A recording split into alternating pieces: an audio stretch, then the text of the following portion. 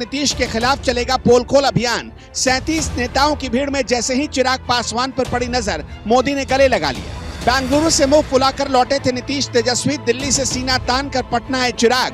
BJP ने समझा दिया दोस्ती का फर्क, नीतीश पछता रहे, चिराग जश्न मना रहे। एक ही दिन में दो बैठकें चल रही थी। एक दिल्ली में हो रही थी जिसमें देश के 37 दल शामिल थे और दूसरी मीटिंग बेंगलुरु में हो रही थी जिसमें करीब भारत भर के 26 दल जुटे थे।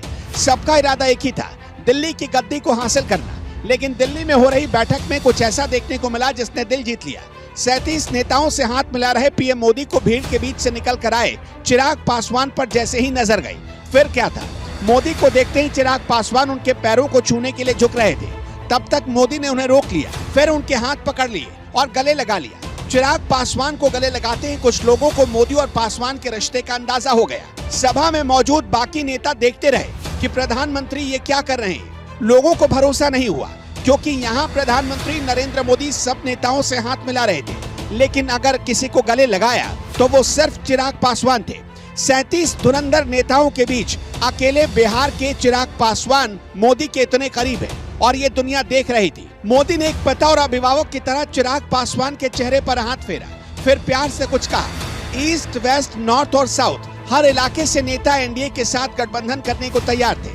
एनडीए गठबंधन की लोक जनशक्ति पार्टी के अध्यक्ष चिराग पासवान ने प्रधानमंत्री नरेंद्र मोदी का अभिवादन करते हुए उनके पैर छुए, तो वहीं प्रधानमंत्री ने तुरंत उन्हें उठाकर अपने गले लगा लिया। दरअसल अपने स्वर्गीय पिता रामविलास पासवान की पार्टी लोक जनशक्ति पार्टी में हुई बगावत के बाद चाचा पशुपति पारस को केंद्र सरकार में मंत्री बनाए जाने की वजह से भाजपा से नाराज चल रहे थे। चिराग पासवान ने सोमवार को दिल्ली में केंद्रीय गृह मंत्री अमित शाह और भाजपा अध्यक्ष जेपी नड्डा से मुलाकात करने के बाद फिर से औपचारिक रूप से एनडीए की बैठक में शामिल होने का फैसला किया। हालांकि जेपी नड्डा एनडीए की बैठक में शामिल होने का न्योता चिराग पासवान को पहले ही भेज चुके थे।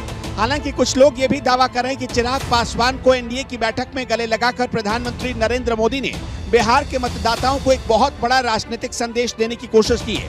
हालांकि चाचा पशुपति पारस और भतीजे चिराग पासवान दोनों ही हाजीपुर लोकसभा सीट के लिए अड़े हुए हैं। एनडीए खेमा की शक्ति और तब बढ़ गई जब चिराग पासवान ने लोक जनशक्ति पार्टी की एनडीए में आने की औपचारिक घोषणा कर दी। चिराग पासवान ने एक बार फिर खुद को नरेंद्र मोदी के अनुमान के तौर पर प्रस्तुत किया।